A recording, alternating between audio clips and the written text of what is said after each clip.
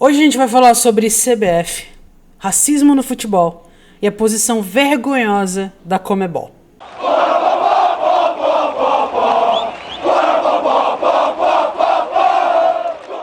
E antes de começar, peço aí o seu like, que se inscreva no canal, deixe seu comentário, compartilhe para os seus amigos, compartilhe para os seus inimigos, para os contatinhos, para todo mundo.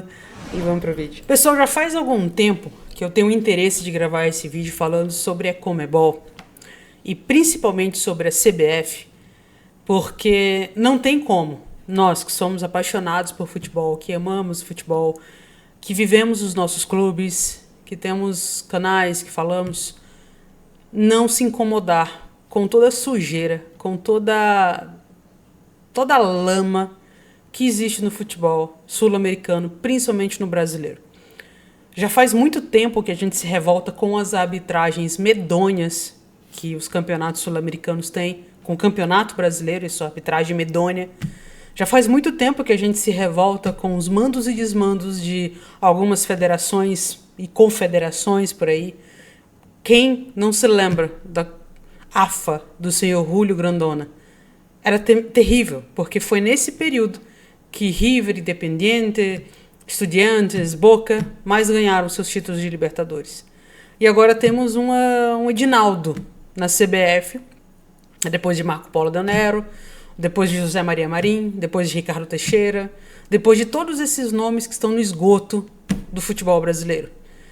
E é uma lástima ter que gravar esse vídeo e falar o quão vergonhosa é a nossa Confederação Brasileira de Futebol. Para mim, não é tão dolorido como deve ser para outras pessoas, porque desde ali 2002, depois que o Brasil foi pentacampeão mundial, eu não tenho mais torcida alguma pelo Brasil. Pelo contrário, eu torço para que o Brasil tenha mais e mais insucessos, mas não pelos jogadores, ou pelos técnicos, ou pelas pessoas que fazem parte das comissões técnicas, não. Mas exclusivamente por conta dos mandos e das politicagens da CBF, Confederação Brasileira de Futebol. Isso é um lixo, é um esgoto. A Confederação Brasileira de Futebol é uma entidade voltada à lucratividade de empresários e seus políticos ali dentro. Se a gente acha que a política brasileira no Congresso, no Senado, nos ministérios, no Planalto é suja, é porque vocês não sabem o quão sujo é dentro dos portões e das paredes da CBF.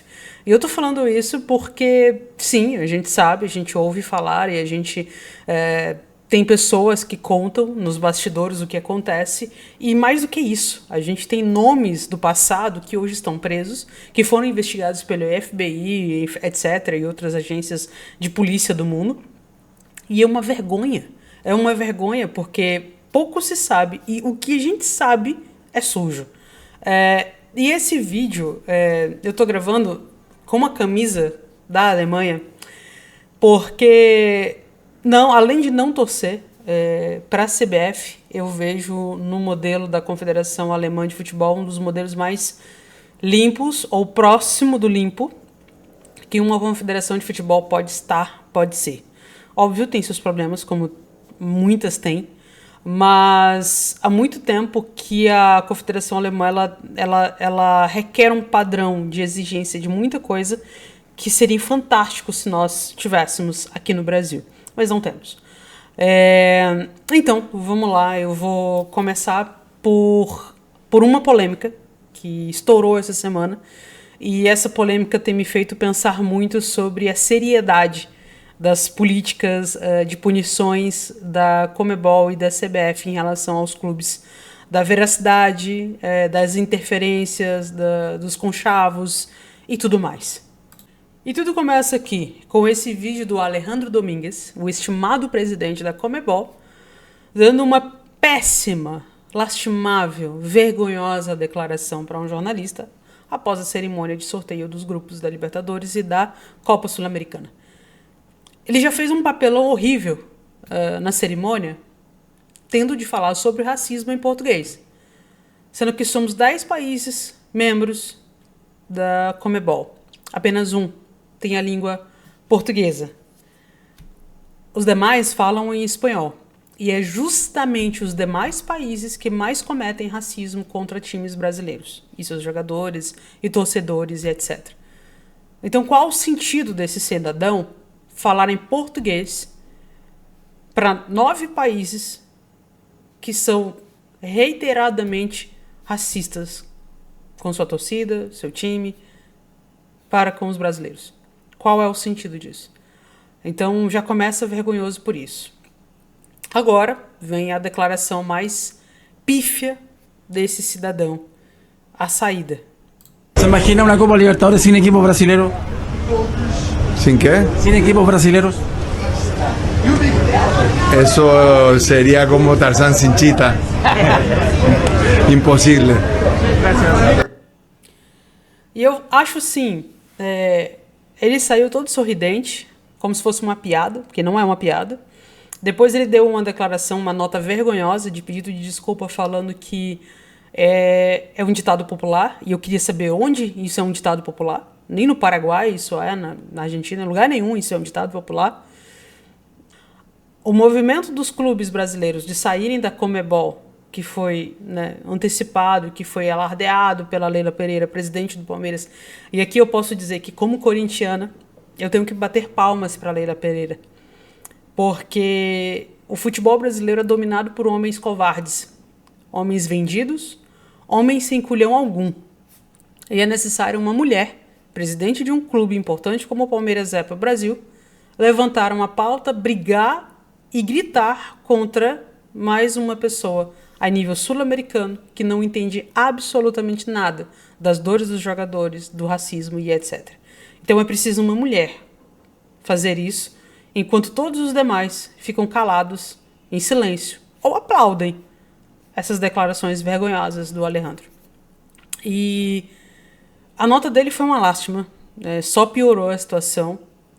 E aí a gente esperava um retorno em relação a o que a gente, como cidadão e como nossos dirigentes, iam responder a essa fala racista e grotesca desse cidadão. Tivemos hoje um documento capitaneado pela Libra, que é uma das frentes de uma nova liga de futebol brasileiro que tem despontado aí, né, nesses últimos anos, em termos de negociação com transmissões de TV, etc.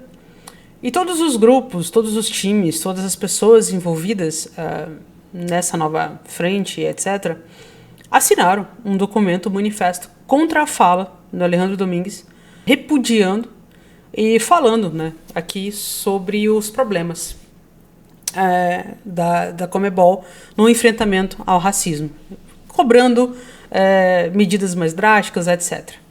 Não foi, para mim, uma surpresa ver que o Flamengo foi o único dos times brasileiros a não assinar esse documento. Primeiro, não foi surpresa porque logo após, na terça-feira, agora depois do sorteio da fase de grupo das duas competições, que ele deu essa declaração nojenta, na terça-feira noticiou-se que ele ligou para o Edinaldo, presidente da CBF, e ligou para o BAP, né, o presidente recém-eleito do Flamengo. Para que o presidente da Conmebol ligou para essas duas figuras, não sabemos do conteúdo da conversa. Mas agora a gente tem um cheiro do que possivelmente ele tenha conversado com esses dois representantes, né, do futebol brasileiro, um de clube e outro da Confederação Brasileira. E aqui a gente já vê um resquício do que foi essa conversa. Flamengo cita a CBF para justificar a ausência em nota contra o presidente da Conmebol.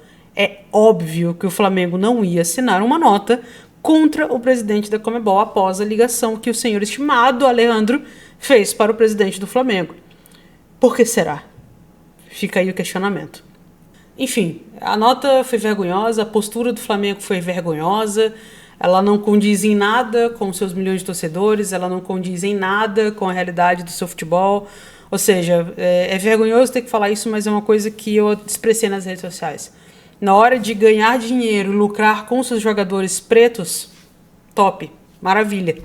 Na hora de levantar a voz e defender uma bandeira contra o racismo que os mesmos jogadores pretos sofrem, aí não é comigo, aí é com a CBF. Então, 2 pesos e 2 medidas, é isso mesmo, Flamengo? Em contrapartida, do outro lado, vemos a CBF se acovardando também.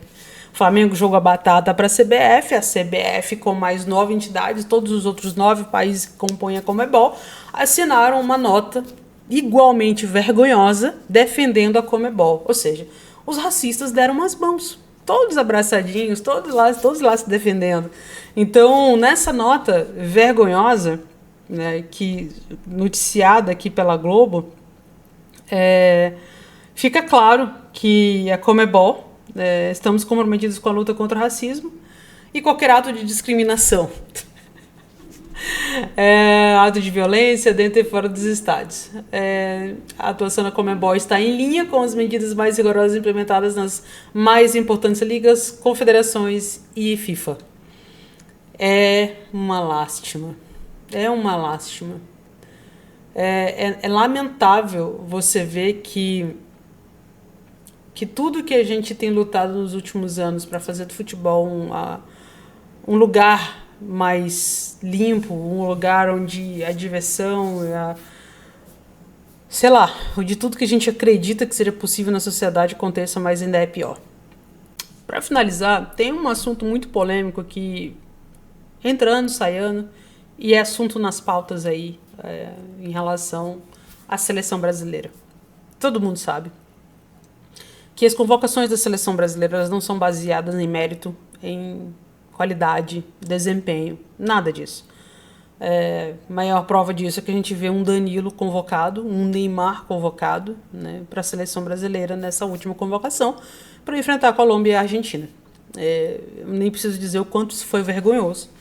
E por mais que eu não goste da seleção brasileira, por mais que eu não torça para a seleção brasileira, eu acompanho o futebol. E eu vejo as aberrações que sai ano entra ano, acompanham as convocações e acompanham tudo que diz respeito à CBF no Brasil.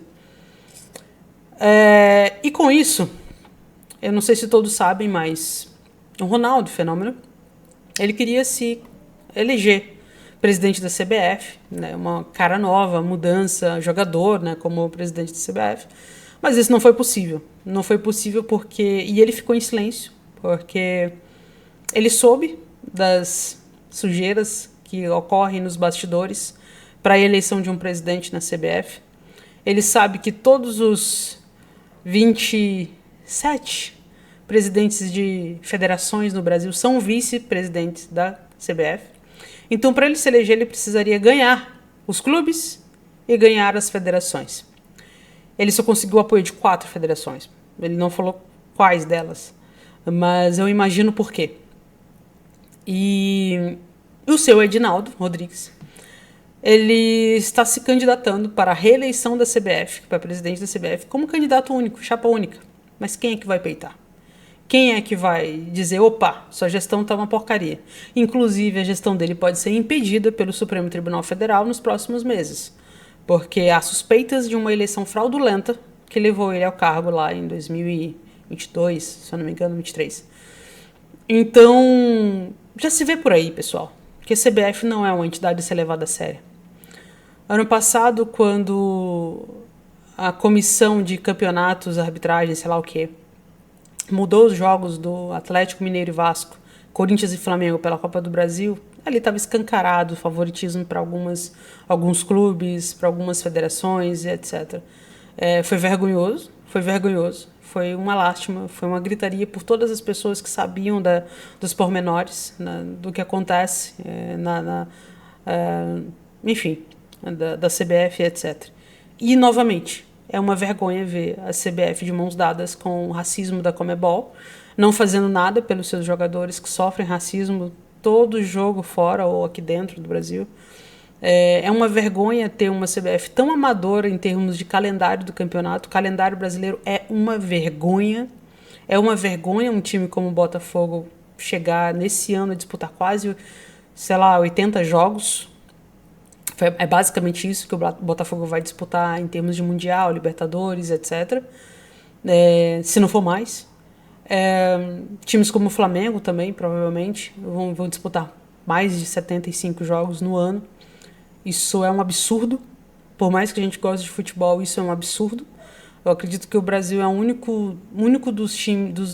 dos dos países no mundo que tem um calendário tão grotesco como esse. E a CBF não faz nada. A CBF não tá nem aí. Quanto mais jogos, quanto mais campeonatos, quanto mais sacrificar os jogadores, mais lucro vem para a entidade, mais lucro vem para o bolso dos cartolas, das federações e etc. Por que até hoje vocês acham que não acabamos com os campeonatos estaduais? Lucro para as federações, desgaste para os jogadores, uma pré-temporada de horror para os jogadores e os clubes, mas dinheiro é o que conta nessas horas.